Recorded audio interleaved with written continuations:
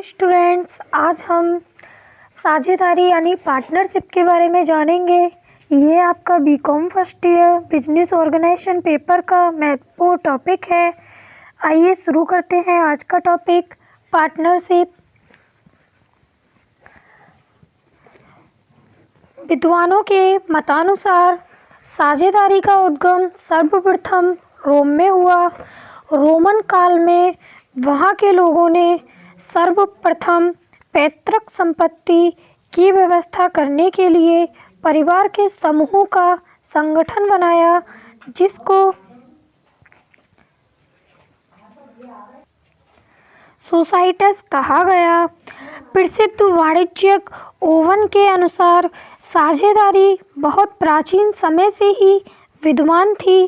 प्राचीन काल में इसका चीन, भारत, बेबीलोन, ग्रीस तथा रोम सहित अन्य देशों में विभिन्न प्रकार से अलग अलग उद्गम एवं विकास हुआ। कहा जाता है, आवश्यकता आविष्कार की जननी है। इस लोकोक्ति के अनुरूप साझेदारी संगठन का उद्गम एकाकी स्वामित्व के दोषों को दूर करने के लिए हुआ।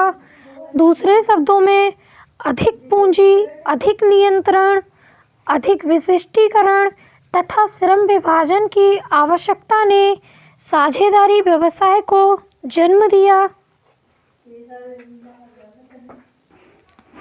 यदि सही प्रकार से मनन करें तो यह ज्ञात होगा कि साझेदारी विकेंद्रित साधनों का केंद्रीकरण है। कहीं पर पूंजी का अभाव है तो कहीं पर प्रतिभा का अभाव, कहीं पर संगठन की योग्यता का अभाव है तो कहीं पर व्यापारिक कुशलता का अभाव, और यदि कहीं पर प्रतिभा आदि गुण हैं तो कहीं पर पूंजी के अपर्याप्त होने की विषम एवं विकट चिंता है।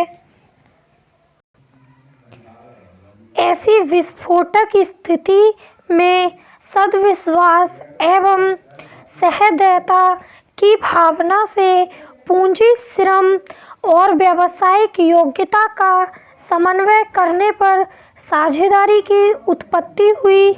श्री मैकनाटन कहते हैं कि पूरक योग्यताओं का लाभ उठाने तथा अधिक पूंजी एकत्र करने की इच्छा से व्यवसायी साझेदारी का निर्माण करते हैं। आइए देखते हैं साझेदारी का अर्थ एवं परिभाषाएं। Meaning and definition of partnership. साझेदारी संगठन को भागीदार संगठन भी कहते हैं। साझेदारी दो या दो से अधिक व्यक्तियों का एक ऐसा समूह होता है जिसकी स्थापना स्वेच्छा से किसी वैध कारोबार से लाभ कमाने एवं उस लाभ को पारस्परिक समझौते के अनुसार आपस में बांटने के लिए की जाती है।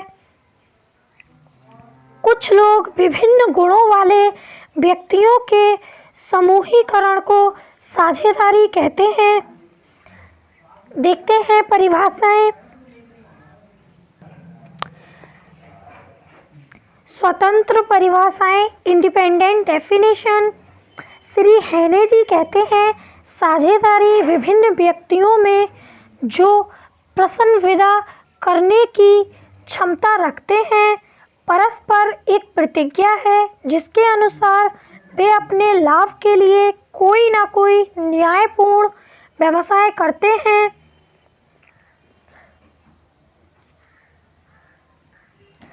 डॉक्टर विलियम आर स्प्रीगल के अनुसार साझेदारी दो या दो से अधिक सदस्यों की संस्था है जिसमें प्रत्येक व्यक्ति साझेदारी के कार्यों के लिए उत्तरदायी होता है। प्रत्येक साझेदार दूसरों को अपने कार्य से बद्ध कर सकता है तथा प्रत्येक साझेदार की संपत्तियों को फर्म के ऋणों के लिए प्रयोग में लाया जा सकता है। वैधानिक परिभाषाएं। अंग्रेजी साझेदारी विधान 1880 के अनुसार साझेदारी लाभ की दृष्टि से मिलजुल कर व्यापार चलाने के लिए विभिन्न व्यक्तियों का पारस्परिक संबंध है।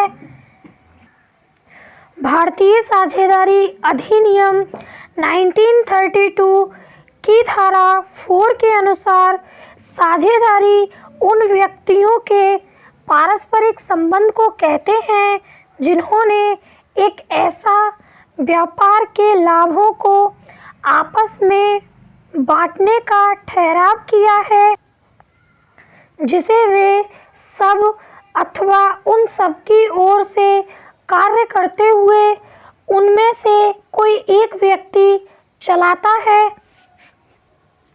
अतः हम कह सकते हैं कि साझेदारी दो या दो से अधिक व्यक्तियों की एक ऐसी संस्था अथवा संगठन है जो अपनी स्वेच्छा से किसी पारस्परिक समझौते के अंतर्गत किसी वैधानिक व्यवसाय को चलाने तथा उससे होने वाले लाभों को आपस में बांटने के लिए सहमत होते हैं। व्यवसाय सभी साझेदारों द्वारा अथवा उनकी ओर से किसी एक के द्वारा भी संचालित किया जा सकता है। आइए देखते हैं साझेदारी की विशेषताएं। साझेदारी की विशेषताएं मुख्य रूप से दो भागों में बटी हुई हैं, प्राथमिक लक्षण और सहायक लक्षण। प्राथमिक लक्षण प्राइमरी कैरेक्टरिस्टिक्स साझेदारी दो या दो से अधिक व्यक्तियों का समूह होना। साझेदारी होने के लिए यह आवश्यक है कि उसमें एक से अधिक व्यक्ति हो, अर्थात कम से कम दो व्यक्ति अवश्य होने चाहिए, क्योंकि कोई भी अकेला व्यक्ति स्वयं साझेदार नहीं हो सकता। मोस्ट इम्पोर्टेंट है साझेदारी के लिए किसी कारोबार का होना। साझेदारी के लिए कुछ न कुछ कारोबार का होना बहुत आवश्यक है।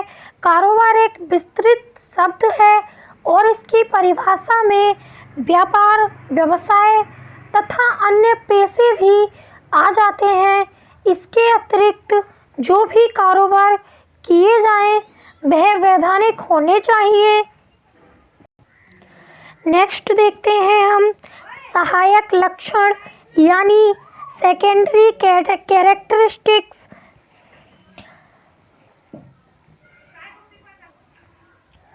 प्रत्येक साझेदार अपनी फर्म का एजेंट एवं स्वामी दोनों होते हैं। वह अपने कार्यों द्वारा फर्म को बद्ध कर सकता है और अन्य साझेदारों द्वारा किए कार्य से स्वयं को भी बाध्य कर सकते हैं। किसी भी साझेदार द्वारा किया गया कार्य फर्म के द्वारा किया गया कार्य माना जाता है।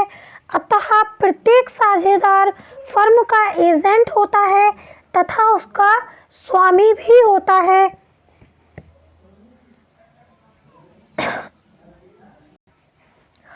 अब आगे देखते हैं साझेदारी के भेद। काइंड्स ऑफ पार्टनरशिप ये 3 टाइप्स की होती हैं, according to objective, according to time, according to nature. First देखते हैं उद्देश्य के अनुसार यानी अकॉर्डिंग टू ऑब्जेक्टिव। ये 2 टाइप्स की होती हैं, ऐच्छिक साझेदारी और विशेष साझेदारी।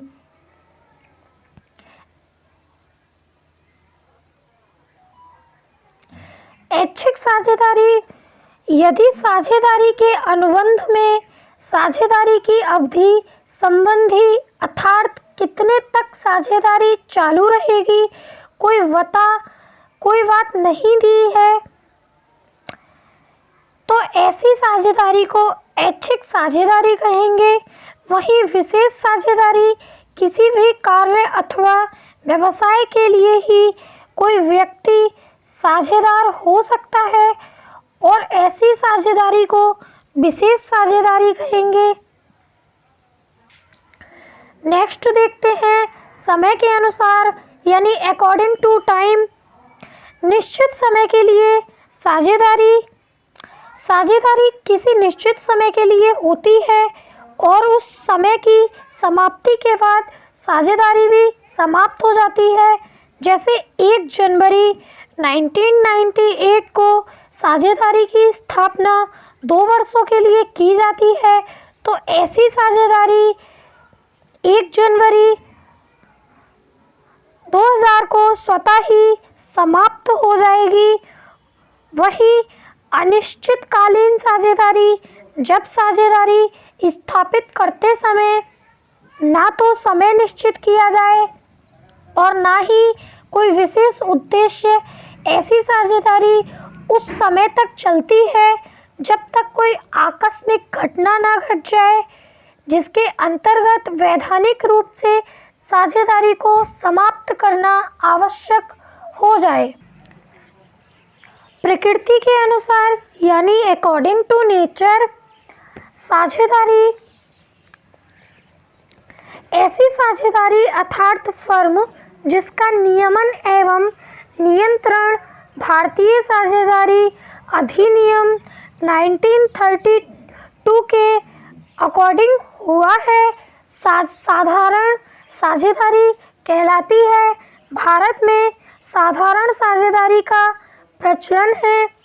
सीमित साझेदारी, जिस साझेदारी संस्था में कुछ साझेदारों का दायित्व उनके द्वारा दी गई पूंजी की सीमा तक ही सीमित होता है, सीमित साझेदारी कहलाती है। इस प्रकार की साझेदारी का उद्गम उन व्यक्तियों के प्रोत्साहन के लिए हुआ है जो असीमित दायित्व स्वीकार करना नहीं चाहते हैं। भारत में इस प्रकार की साझेदारी का विधान द्वारा प्रचलन नहीं है। यह साझेदारी प्रायः सामान्य विधि पर निर्भर करती है। सामान्य विधि के अनुसार साझेदारों का दायित्व असीमित होता है।